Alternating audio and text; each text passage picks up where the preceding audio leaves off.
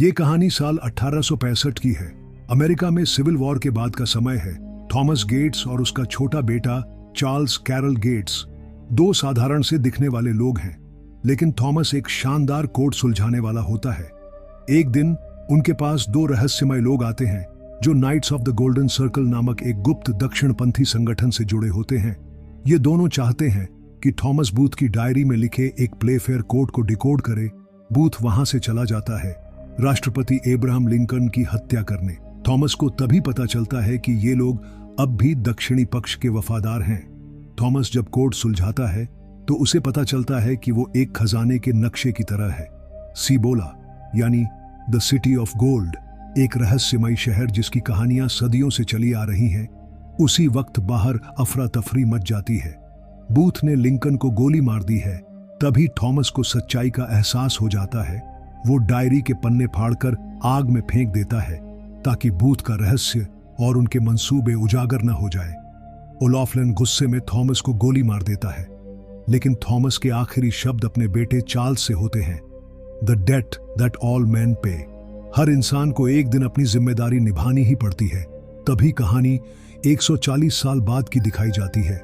वर्तमान समय में बेंजामिन फ्रैंकलिन गेट्स, जो कि थॉमस का परपोता है, वो सिविलियन हीरोज कॉन्फ्रेंस में अपने पूर्वज की ये बहादुरी की कहानी सुना रहा होता है।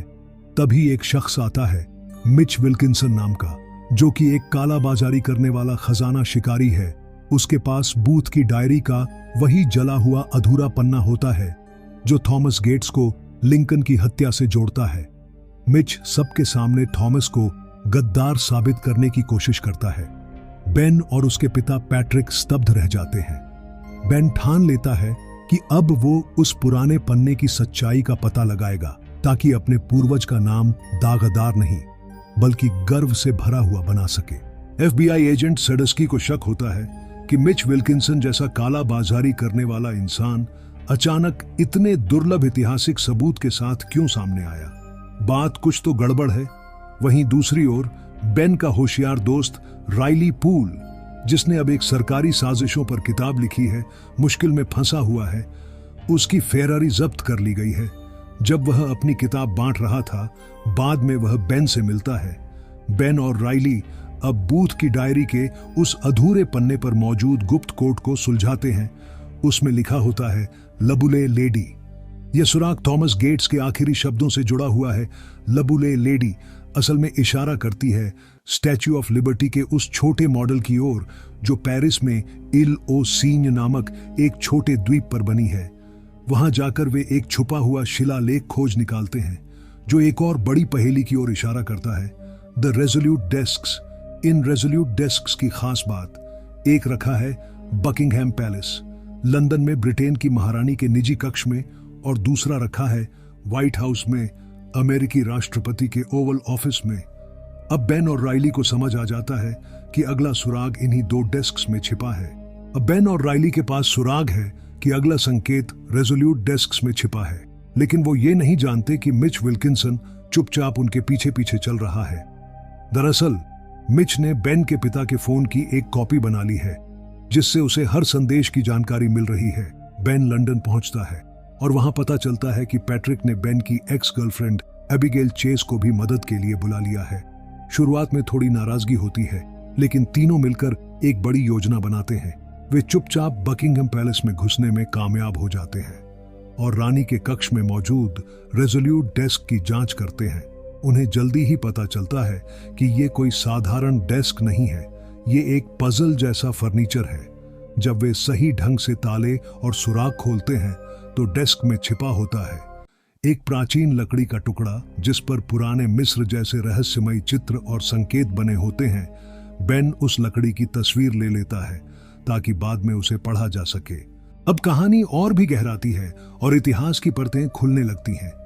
बेन को पता चलता है कि 1527 में खोजकर्ता सिटी ऑफ गोल्ड की खोज में अमेरिका आए थे, लेकिन कोई भी उसे कभी नहीं ढूंढ पाया। बेन जानता है कि इस रहस्य को सुलझाने के लिए उसे और भी गहराई तक जाना होगा।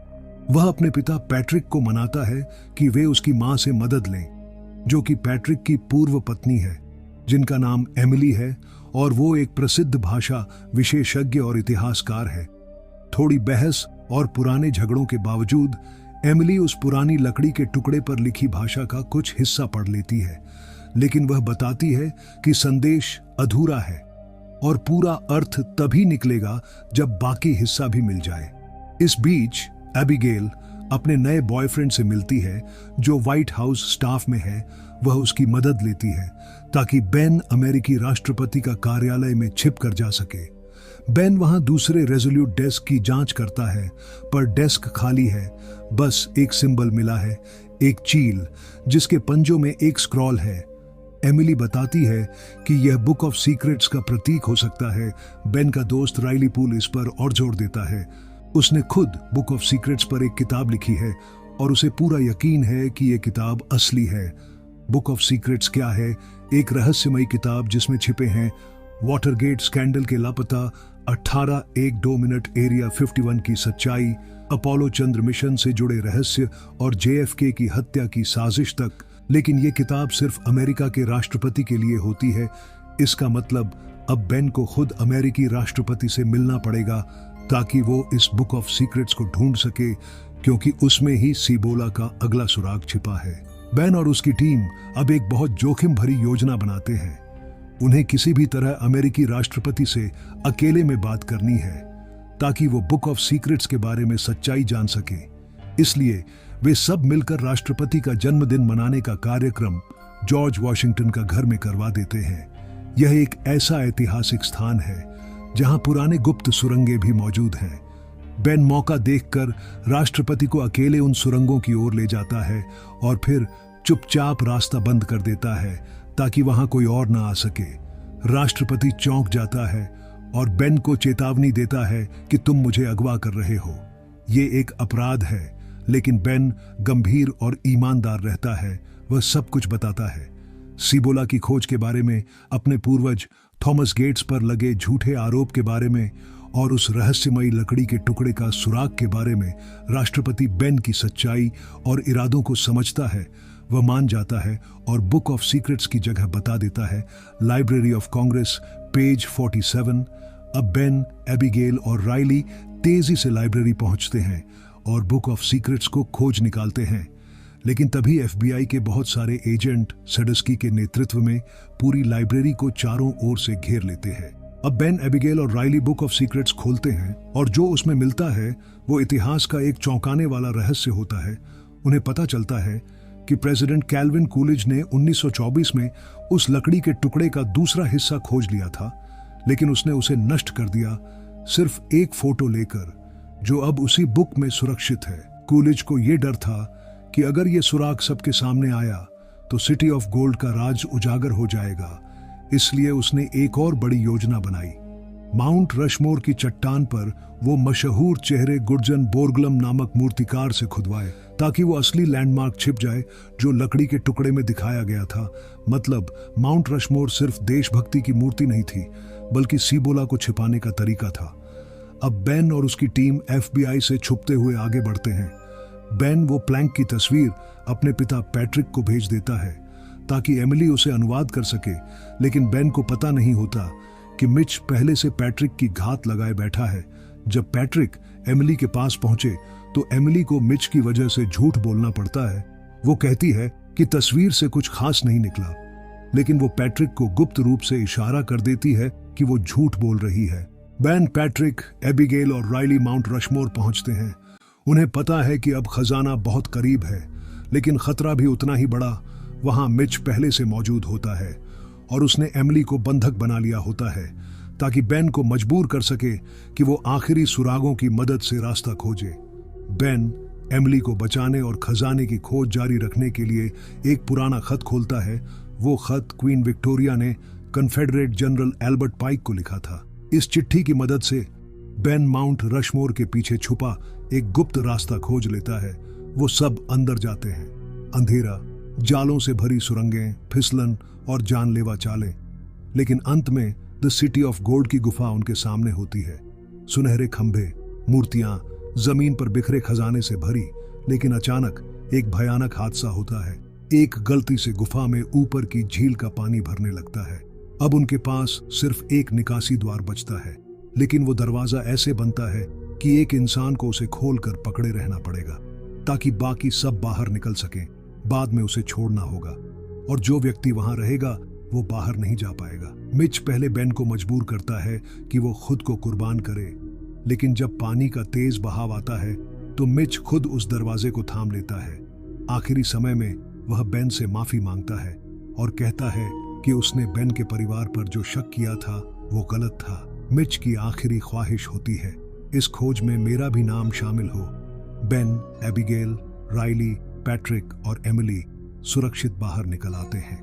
माउंट रशमोर की खतरनाक यात्रा के बाद बेन और उसके दोस्त सडस्की द्वारा एक पास के मिलिट्री बेस पर लाए जाते हैं। अब सबकी नजरें इस सवाल पर होती हैं, क्या बेन को प्रेसिडेंट को अगवा करने का दोषी माना जाएगा? लेकिन तभी एक बड़ा मोड़ आता है।